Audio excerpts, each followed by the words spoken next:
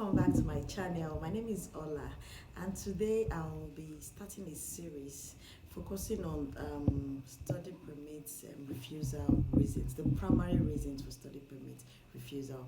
Please sit back tight and watch and enjoy the video.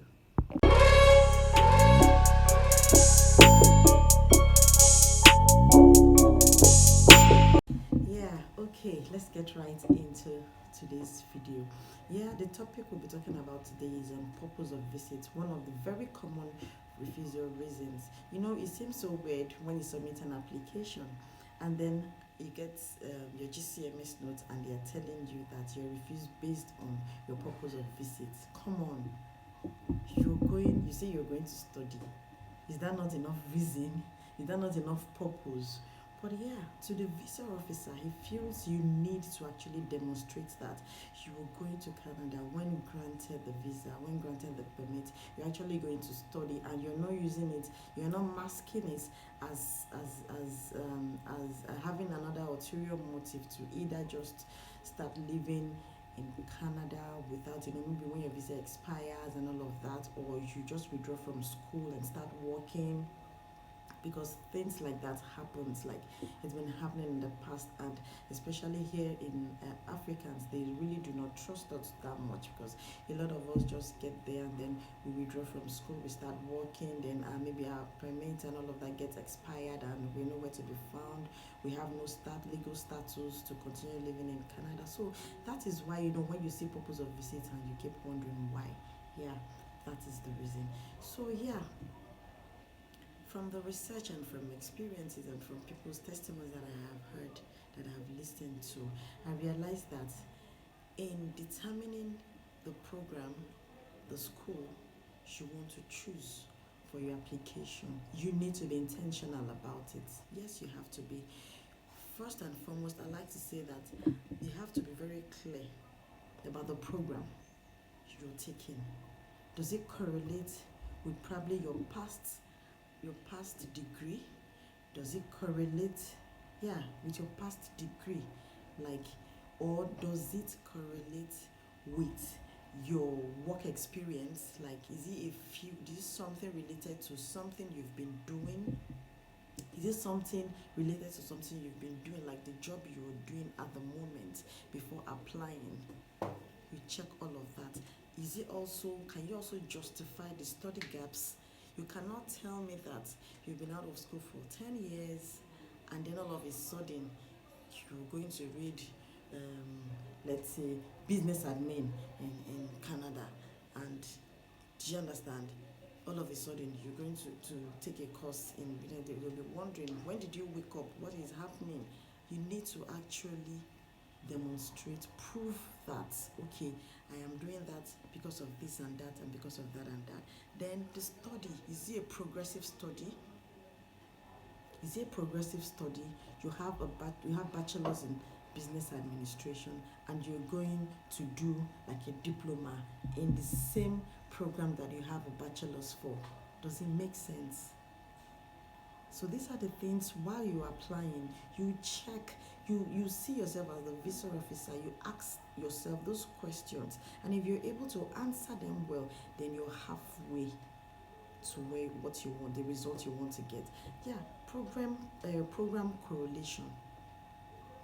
Sometimes, like from experience, like from what I said earlier, you need to check the program you're taking, the program you intend to study in Canada. Is it something that is related to probably what you did in school? Okay, now you want to go, then I want to go on further. I want to do masters. I did mass communication. I want to do something in public. I want to do something in public relations and all of that. They can see the relationship in it.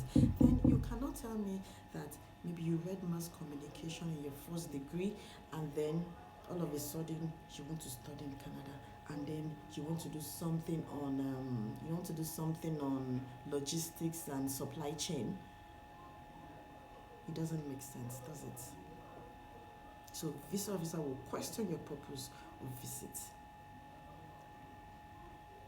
The progression, like I said earlier, it has to be progressive. And then another thing is this: if you have left school for like 10 years ago, you did a different program, and you find yourself doing something else in another job, industry, work industry.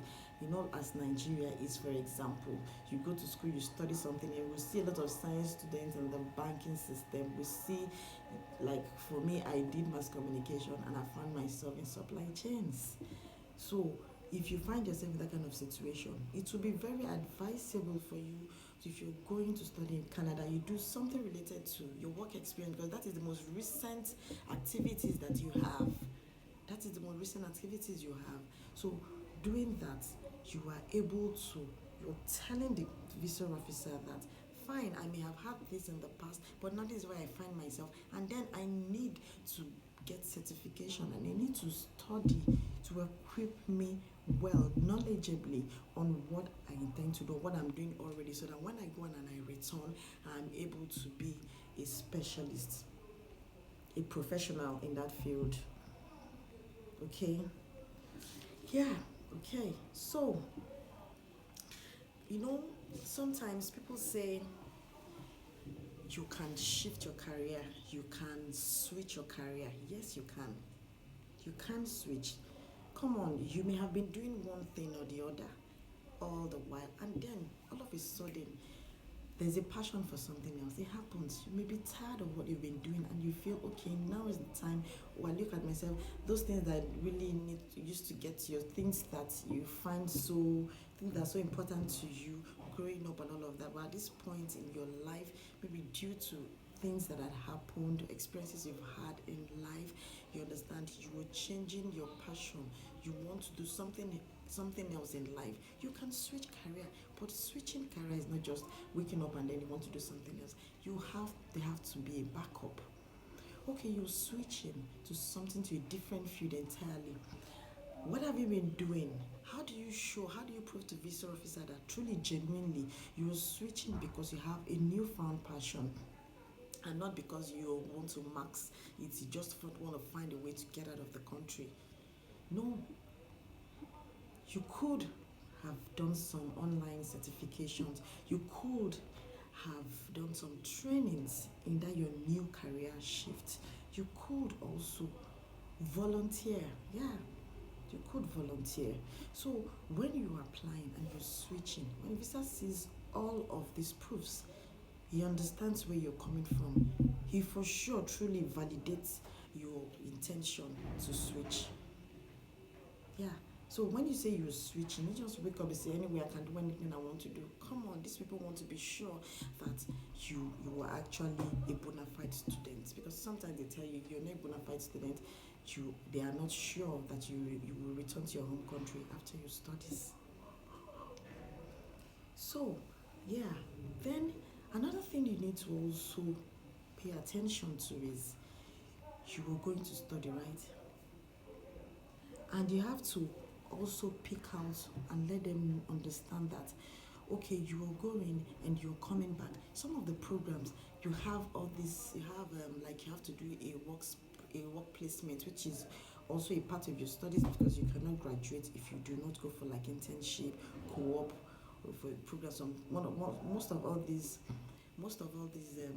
colleges, they have co-op advantage. Like when you finish, you're able to go for a work placement on what you have studied, be able to actually see the practical way to infuse what you have learned. You were able to see the real life, what you've been taught, you see it in real life playing out. You're able to gather skills. Those are the things you have to make the visa officer also know that, okay, I'll be acquiring all of this, and when I come back, I'll be able to replicate these same things in the job I find when I come back to my home country.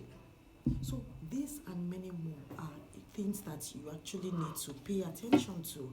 You cannot wake up and just write and say, and then they tell you why. They tell you you are not able to prove your purpose of visit, and you be like, come on, is this guy okay? Is this officer okay? How can you still be asking me when you know that maybe I've paid school fees, I've gotten an admission, I've paid school fees, applying for a visa to go study, and you're asking me that my purpose of visits? Then sometimes when your documentation, when your SOP is vague, when your SOP is not well written, you have a problem. You cannot just leave it anyhow. There are procedures. There are strategically the way you have to like itemize those your subheadings.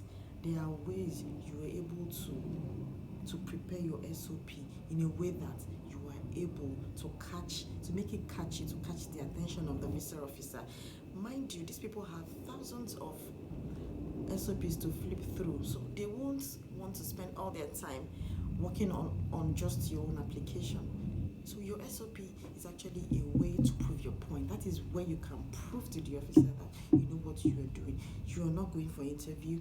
Your SOP is your interview. Your SOP is your everything. So you need whatever you need, anyhow you need to prove. You need to just make sure you're proving everything in your SOP, so that when the visa officer picks up your application and scans through it, they're able to actually see that you're a bona fide student. Yes. Am I missing something else? Am I missing something out? Then, sometimes we won't talk about purpose of visit.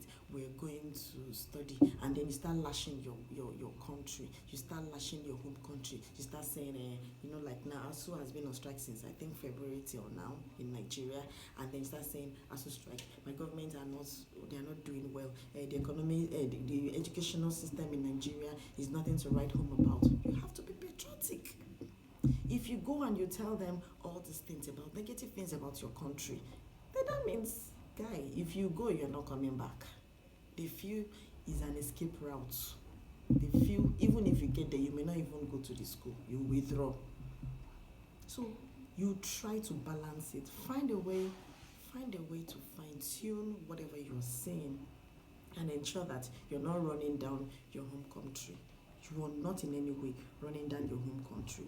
So yeah, I think at this point I've been able to lay out some of the key important factors you need to pay attention to when you're working on, when you're writing on your purpose of visit. Yeah. So at this point, I'll be ending this video. The next time I'll be talking about another very important and primary reasons of study permit refusals. It's important that even if you've not gotten a refusal yet, you understand these things. It will help you in order not to, when you finally apply, in order for you not to make same mistakes. So it's not about maybe you've gotten before or not. This helps you. This gives you like an idea of prepares you to actually submit a very good aptly written SOP for your approval. Thank you very much. Until we'll see you again, please do not forget to click on the like button, subscribe and share my video. Bye bye.